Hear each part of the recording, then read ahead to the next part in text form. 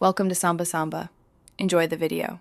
You start by preparing a destination, plug in an external drive, or confirm a network path with plenty of free space.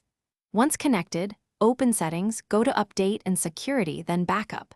Make sure File History is turned on if you prefer automatic file copies. You'll choose a drive now. This directs Windows where to store backups. Do this early so Windows can enumerate files and estimate space.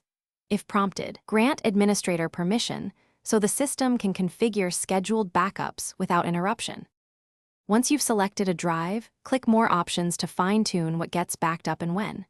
You choose folders to include, exclude clutter, and set the backup frequency every 10 minutes to daily so recovery points match your workflow. Use Keep My Backups to manage retention and avoid filling the disk. For full system recovery, create a system image backup via Control Panel.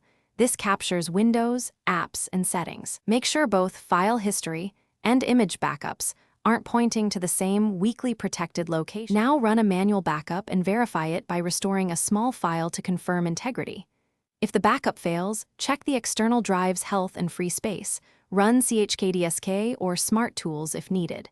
Make sure the drive format and permissions allow writes. Remap network paths if disconnected. If file history errors persist, stop it, clear the configuration, and re-add the drive. Finally, check Event Viewer under Applications and Services, Logs, right arrow Microsoft, right arrow Windows, right arrow File.